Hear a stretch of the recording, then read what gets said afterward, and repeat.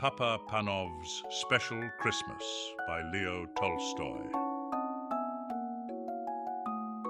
It was Christmas Eve, and although it was still afternoon, lights had begun to appear in the shops and houses of the little Russian village, for the short winter day was nearly over. Excited children scurried indoors, and now only muffled sounds of chatter and laughter escaped from closed shutters. Old Papa Panov, the village shoemaker, stepped outside his shop to take one last look around.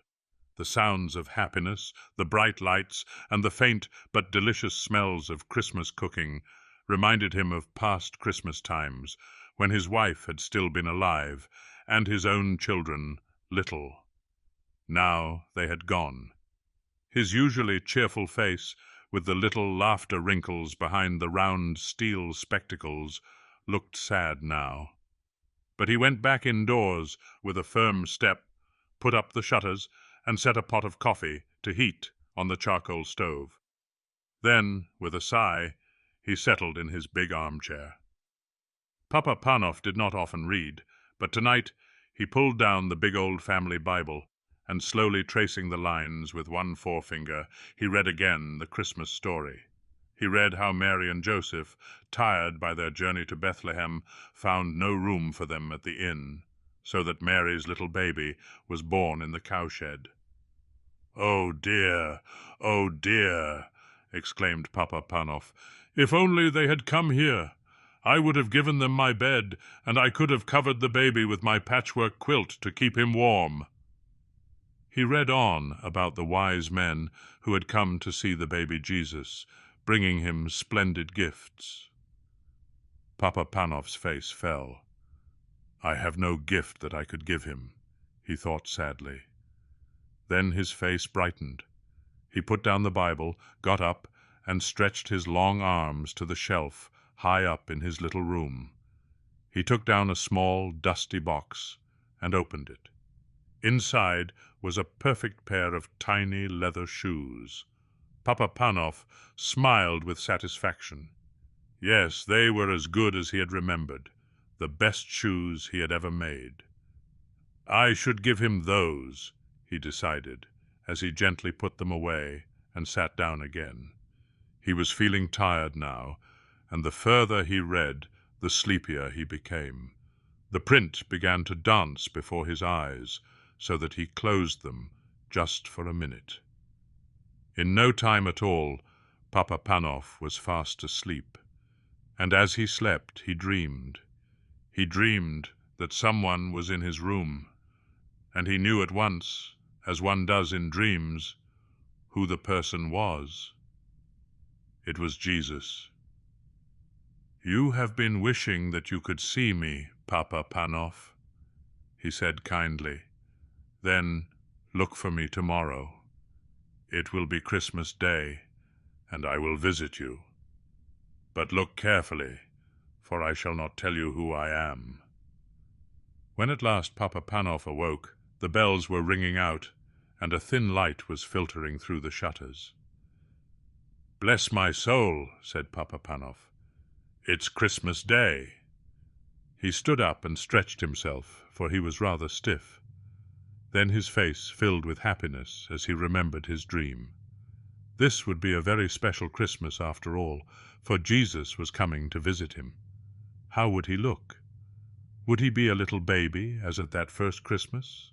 Would he be a grown man, a carpenter, or the great king that he is, God's son? He must watch carefully the whole day through, so that he recognized him however he came. Papa Panov put on a special pot of coffee for his Christmas breakfast, took down the shutters, and looked out of the window. The street was deserted. No one was stirring yet. No one except the road sweeper. He looked as miserable and dirty as ever, and well he might. Whoever wanted to work on Christmas Day, and in the raw, cold, and bitter, freezing mist of such a morning? Papa Panov opened the shop door, letting in a thin stream of cold air. "Come in," he shouted across the street cheerily. "Come in and have some hot coffee to keep out the cold." The sweeper looked up, scarcely able to believe his ears. He was only too glad to put down his broom and come into the warm room. His old clothes, steamed gently in the heat of the stove, and he clasped both red hands round the comforting warm mug as he drank. Papa Panov watched him with satisfaction, but every now and then his eyes strayed to the window. It would never do to miss his special visitor.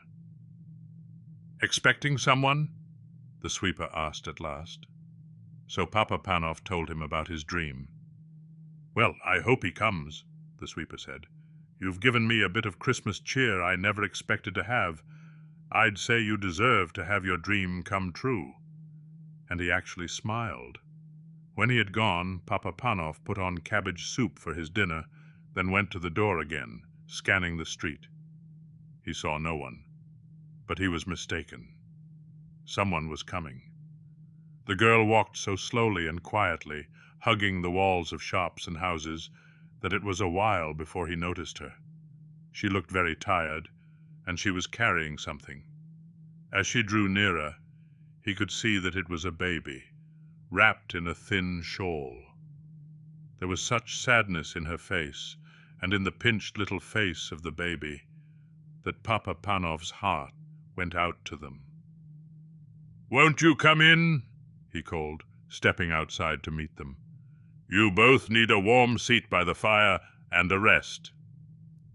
The young mother let him shepherd her indoors and to the comfort of the armchair. She gave a big sigh of relief. "I'll warm some milk for the baby," Papa Panov said. "I've had children of my own. I can feed her for you." He took the milk from the stove and carefully fed the baby from a spoon, warming her tiny feet by the stove at the same time. "She needs shoes," the cobbler said, but the girl replied, "I can't afford shoes. I've got no husband to bring home money. I'm on my way to the next village to get work." A sudden thought flashed through Papa Panov's mind. He remembered the little shoes he had looked at last night, but he had been keeping those for Jesus. He looked again at the cold little feet and made up his mind. "Try these on her," he said, handing the baby and the shoes to the mother. The beautiful little shoes were a perfect fit. The girl smiled happily, and the baby gurgled with pleasure. "You have been so kind to us," the girl said when she got up with her baby to go. "May all your Christmas wishes come true." But Papa Panov was beginning to wonder if his very special Christmas wish would come true. Perhaps he had missed his visitor. He looked anxiously up and down the street. There were plenty of people about, but they were all faces that he recognized. There were neighbors going to call on their families. They nodded and smiled and wished him happy Christmas, or beggars, and Papa Panov hurried indoors to fetch them hot soup and a generous hunk of bread, hurrying out again in case he missed the important stranger. All too soon the winter dusk fell. When Papa Panov next went to the door and strained his eyes, he could no longer make out the passers-by. Most were home and indoors by now anyway. He walked slowly back into his room at last, put up the shutters, and sat down wearily in his armchair. So it had been just a dream after all. Jesus had not come. Then all at once, he knew that he was no longer alone in the room. This was not dream, for he was wide awake. At first he seemed to see before his eyes the long stream of people who had come to him that day. He saw again the old road sweeper, the young mother and her baby, and the beggars he had fed. As they passed, each whispered, "Didn't you see me, Papa Panov?" "Who are you?" he called out, bewildered. Then another voice answered him. It was the voice from his dream, the voice of Jesus. "I was hungry, and you fed me," he said. "I was naked, and you clothed me. I was cold, and you warmed me. I came to you today in every one of those you helped and welcomed." Then all was quiet and still, only the sound of the big clock ticking. A great peace and happiness seemed to fill the room, overflowing Papa Panov's heart until he wanted to burst out singing and laughing and dancing with joy. "So he did come after all," was all that he said.